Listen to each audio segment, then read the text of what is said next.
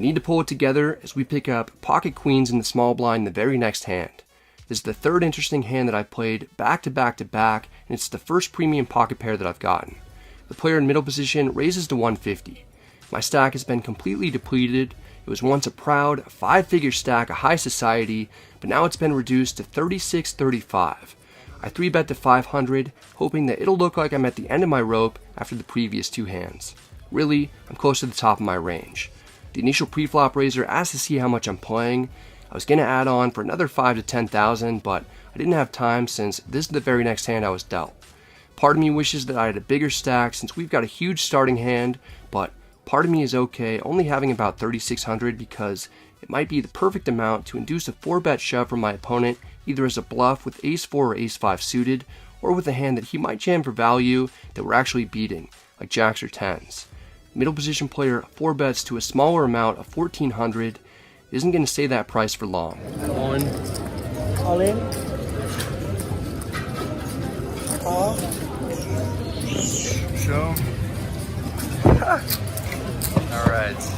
The opponent shows pocket aces. I've run really well at Grayton over the course of my life, but it looks like that could be coming to an end as I might potentially lose my third all-in pot in 3 hands. When I said alright, that was me acknowledging it's clearly not my day, and I'm going to call it quits if I lose this. Going back to the end of the tournament, I've chopped 1 all-in and lost 4. I really don't want to make it 5. I don't have much hope though, especially as the flop comes out 9-5-3. Good thing I didn't rebuy. With 2 cards to come, 2 queens left in the deck, and a backdoor spade draw, I've got about a 1 in 8 chance of winning. It's looking bleak, but the door isn't closed shut on us yet. In fact, there may be just enough room for a little magic. Oh, wow. Want to run twice? Bad thing I didn't rebuy. Want to run twice? No thanks, I'm okay. How much you got? This is 2. We drill a miracle 2-outer in a pot over $7,000 to get a full double up. I was feeling low and really ready to just head back to the hotel room stuck 10,000, but instead, some life gets pumped back into us. I'm still down 2,700, but I feel like I'm up 5K. Yeah, I absolutely got lucky, but I'm not going to squander the opportunity to remain in the game. I'm reinvigorated and ready to build on the momentum. Sometimes you can feel it when things are just beginning to go your way, and that's certainly the feeling that I've got right now. With the table agreeing to do a round of straddles to 100, we're on the button when we pick up pocket aces. Our old friend in the hijack limps in with a black chip. I wouldn't be upset if he tried to limp 3-bet me again. He'd be in for quite a surprise. If I had to assign a color to my tilt level right now, it'd be icy blue. I'm pretty content and focused as I raise to 350. The big blind is a viewer named Rob who came to the meetup game yesterday. Although the meetup game festivities have technically ended now that the tournament's over, Rob saw Andrew and I at the same table playing this high stakes game. He decided to take a shot after seeing an empty seat. Rob calls, the under the gun +1 double straddler calls for 250 more, the hijack limper's getting a great price, he calls for 250 more as well. Having aces on the button in a big pot is great. Having 3 opponents can make it a little trickier to navigate though. We're going 4 ways to the flop in position. It comes King 10-5 rainbow. It's tough to know whether it's safe or not. It checks to us. I'm not sure if we're best, but we're definitely not allowing anyone a chance to see a free card. I bet 600. The goal is to narrow down the field to 1 player, and that's exactly what appears will happen, just not quite the way I hoped. Rob puts in the check raise to 1425. He's the first player to act behind me, making his raise look even stronger because it's not just me that he has to worry about. Under the gun +1 in the hijack fold, Rob has 4450 total. He could have a set of 10s or a set of 5s or King 10 suited that are all beating what I've been told is the best starting hand in poker. I'm not so sure it's the best hand here. Would Rob, who's taken a shot at higher stakes than normal, be willing to attempt a big bluff into multiple opponents on this board? I have pocket aces, reducing the semi-bluff combos like ace-queen and ace-jack that we might be up against. Could he be doing this with queen-jack, or maybe even king-queen or king-jack if you want to see where he's at possibly? I just got these chips a few minutes ago. I don't want to shove and get snap called, lose, then be stuck piles again. I may just have too strong of a hand to fold though, and if I am ahead, I don't know what cards I need to fade. I'm not able to get away from this. If I'm beat, I'm beat. One.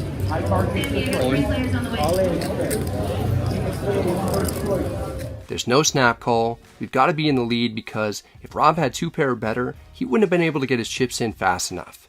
Now I'm hoping for a call from King Queen or King Jack. Instead, Rob folds.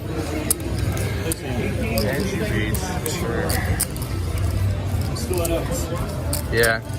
Rob would later tell me that he had Ace Queen for the Broadway draw. We win a sizable pot that gets us extremely close to the even mark, but not quite all the way there. We're still down about $350, or at least headed in the right direction, thanks to a play made by a viewer. You made it, Rob. You made it. It's time for another bomb pot.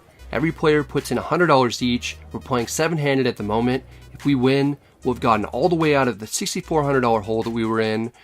We look down at pocket queens in the big blind. It's normally one of the worst times to pick up a premium pocket pair because, like I said earlier, one pair hands rarely win at showdown in bomb pots when there are so many opponents, so you typically have to improve to 2 pair or better. And we do. The dealer puts out Queen Queen 9 rainbow. We flop quads with 700 in the middle and not a damn worry in the world. I've never had quads in a bomb pot before, certainly not during a high stakes session. The only concern of mine is how are we possibly going to get paid when we've got everything. Small blind checks. There's no way that we'll be betting when I'm second to act and all the queens are accounted for. I check, hoping someone will get out of line. No one bites, it checks around. The turn is the 8 of spades, at least putting a flush draw on the board and completing a possible straight. Small blind checks. I'm a patient guy. I can't let this check through again though. I make a small bet of 200 to get things going. I wouldn't be too surprised if this folds around. I actually think it's the most likely outcome. All hope isn't lost. Rob takes 2 black chips from his stack and calls in middle position. The hijack and cutoff fold. The button, who we've tangled with multiple times, is considering his options. I told you earlier he makes aggressive plays at strange times. This would be amazing if he raised here. I don't want to do anything that might tip him off that we've got the absolute nuts. Still, in my head I'm thinking, please do something wild. He comes through and raises to 1100. This seems like a bluff since we've got all the queens. I don't know if he'd raise with a straight on this board, or maybe he has 9s full or 8s full.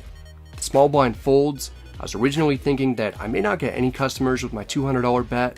Now that I've gotten called and then raised, I'm thinking about the best way to stack 1 or maybe even 2 players. There's no reason to risk scaring anyone off. We don't need to re-raise for protection. I flat the 1100. Rob can't justify calling for 900 more. He folds. It's down to heads up with a guy who I know is capable of taking huge risks if he sees an opportunity to win a pot. It's the perfect setup. The river is the 7 of clubs. It doesn't change much since Jack 10 was already a straight. The button has exactly 5,000 left in his stack. We have him covered. The pot is only 3,100, so it could be tough to get everything. I don't want to risk this checking through since it's highly likely that the opponent is bluffing and may shut down after I called his raise on the turn with another player behind me. I put out a fake blocker bet of 600 to appear as if I'm weak and trying to get to showdown cheaply. I've already seen multiple times today, including earlier in this hand, that the opponent has no aversion to raising. We just need him to take the bait here. If he has air like a missed flush draw, he may make a last-ditch effort to try and steal the pot after seeing a weak-looking bet. If he has a really strong hand like a full house, or possibly even a straight, he'll probably think that I have tripped queens and he can raise for value. Almost no matter what he has, he'll feel some inclination to make it more. He takes the black chips that he's shuffling in his hand, adds it to a much larger stack of black chips, and then raises to 2,600. I don't play these stakes that often. It's tough to flop quads, and even more rare to get raised twice in the same hand while having the absolute nuts. This is an unbelievable feeling. Let's just take a second to enjoy this and hit the like and subscribe buttons. We've made the maximum. Yes, the button still has another 2,400 in his stack, but there's no way that he can call a shove even if he has pocket 9s for what we know is the second nuts, because it's too likely that I'll have queen 9, queen 8, or queen 7 for a better full house, and I wouldn't bluff or re-raise with anything worse. Still, we have to go for it. I put in the inevitable all-in re-raise for 5,000 effective. The button can't believe it. He must not have been raising as a bluff on the river because he doesn't snap fold. I get the sense that he knows he's beat. He's got to see it though. He tosses in a calling chip. We've officially made the most that we could possibly make.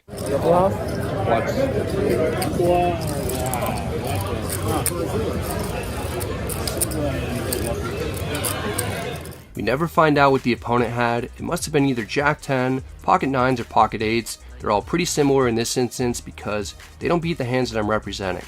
It's an insane $13,000 pot that comes our way. Earlier on, it seemed like I was destined to lose every chip that I had in front of me. I was stuck several $1,000s and a favorite to be down 10,000. We got some magic in 2 separate hands with pocket queens to now be up 6,000 on the session. The day is completely turned around.